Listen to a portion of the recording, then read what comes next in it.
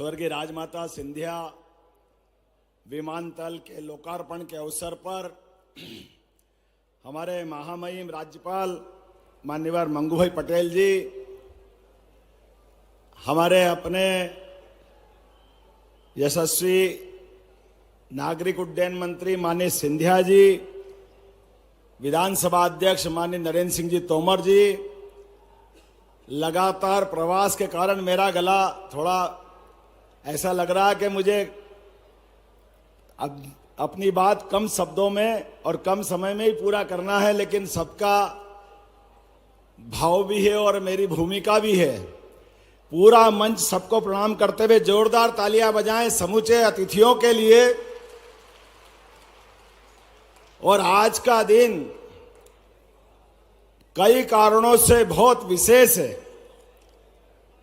स्वर्गीय राजमाता सिंधिया जी के नाम पर यह नया विमानतल का अपने आप में लोकार्पण, यह हमारी समृद्ध विरासत के साथ वर्तमान में हमारे यशस्वी प्रधानमंत्री के नेतृत्व में बदलते दौर का बदलता भारत और बदलते भारत में बदलते राज्य के अंदर के विकास के नए कीर्तिमान और कीर्तिमान में नया प्रतिमान का इतिहास गढ़ता यह विमानतल है। यह अपने आप में उदाहरण है। जितना इसका गौरवशाली इतिहास ग्वालियर का है, उतनी कलात्मकता के साथ अंदर की सारी एक एक चीजों पर जो काम किया गया है वो वाकई अद्भुत है। एक बार जोरदार ताली बजाएं इस नाते से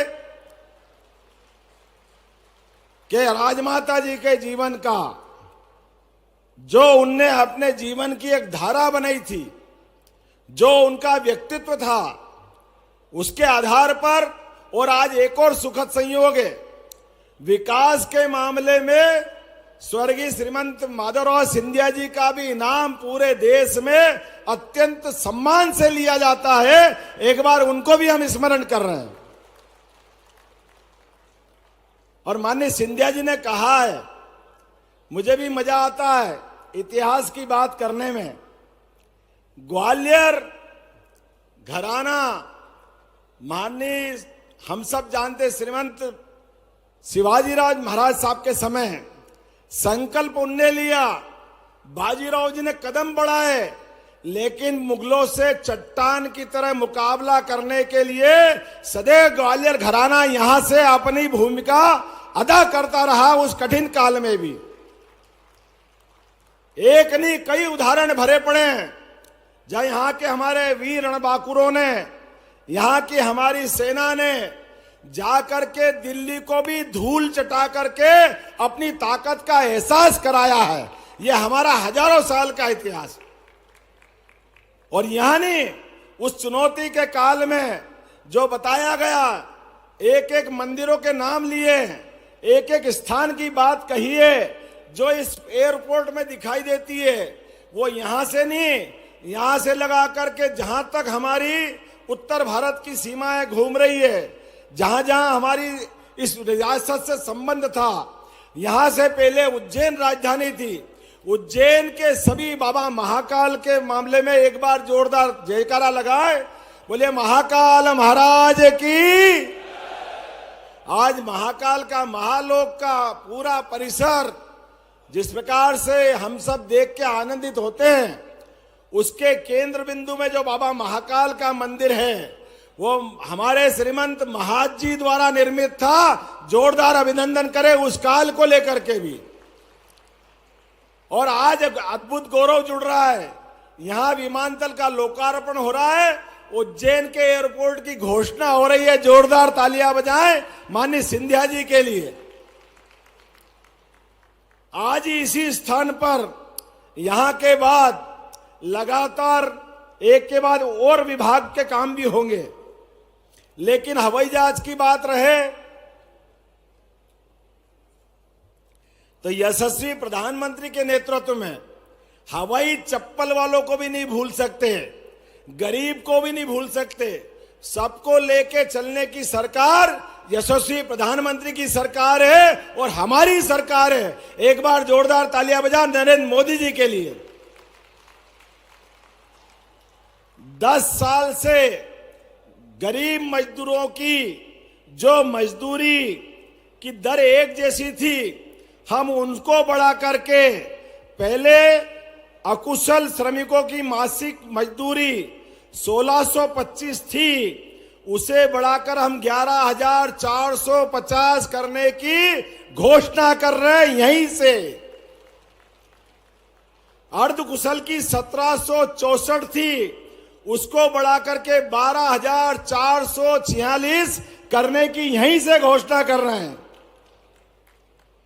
हमारे खेतीहर मजदूर जो खेती करते थे, हर महीने उनकी मजदूरी थी 1396 रुपए, अब उनको बढ़ा के 9,160 रुपए करने की यहीं से घोषणा कर रहे हैं। हम अपने गरीब वर्ग का भी पर्याप्त ध्यान रख रहे हैं।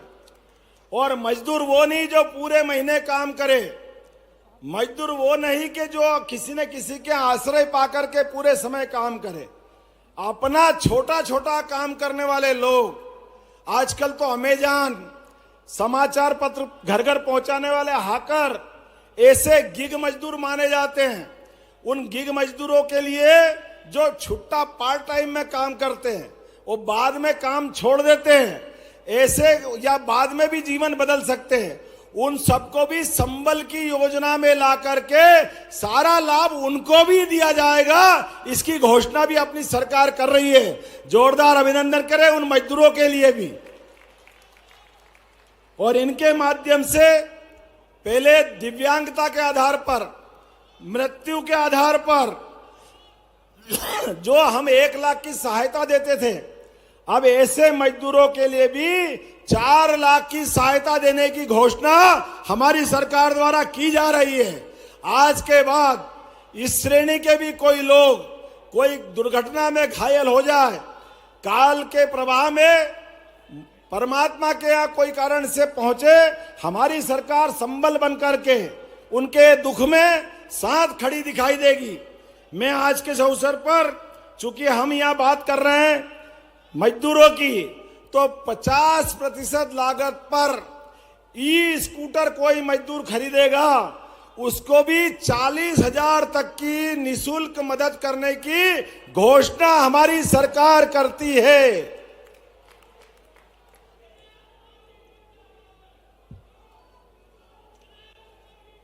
लाइन से घोषणाएं तो बहुत सारी है। यहां आज ही आज लगभग संबल योजना के माध्यम से 678 करोड़ रुपए की राशि सभी हमारे श्रमिक बंधुओं के खाते में डालने की आज कार्रवाई संपन्न की। जोरदार ताली बजाएं अपने भाई बहनों के लिए। विभिन्न विभागों के 31.62 करोड़ के 257 विकास कार्यों की भी यहीं पर लोकार्पण करने की कार्रवाई की गई है। आज जहां हमने इस एयरपोर्ट पे स्वर्गीय राजमाता सिंधिया का इतिहास कौन नहीं जानता है, स्वर्गीय महाराज माधवराव सिंधिया को कौन नहीं जानता है।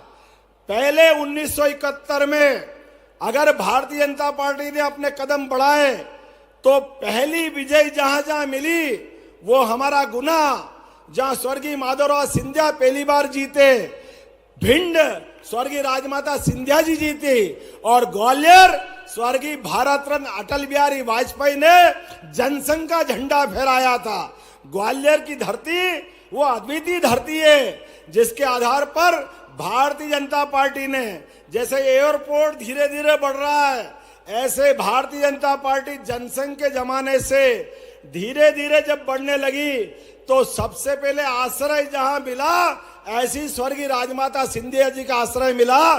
जोरदार तालियां बजाएं हमारी अपनी राजमाता के लिए, जिनके नाम पर यह हमारा एयरपोर्ट का शुभारंभ हुआ है। वास्तव में जब मां की प्रतिमा हमारे सामने दिखी तो लगा कि वास्तव में हमारी अपनी राजनीतिक यात्रा का ये वात्सल्य मिल गया, ये प्रेम मिल गया। आज के इस अवसर पर महामहिम हमारे बीच बैठे हैं। जोरदार अभिनंदन करो माननीय महामहिम हमारे मंगूभाई पटेल साहब का, जिनका सदैव अच्छे कामों में इसी प्रकार का आशीर्वाद मिलता है। और आज यहां के बाद कोर्ट बिल्डिंग लगभग 111 करोड़ की लागत से विभिन्न प्रकार की कोल्ड बिल्डिंग का लोकार्पण होगा और अनेकानेक कार्यक्रम है। लेकिन कार्यक्रम से हम थकने वाले भी नहीं हैं, ना रुकने वाले हैं।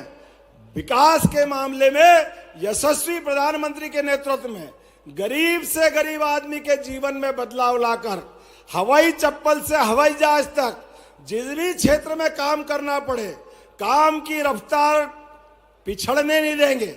उसी प्रकार से व्यक्तिगत जीवन में भी जिस जिस जगह जहां जरूरत पड़े सरकार हमेशा खड़ी दिखाई देगी।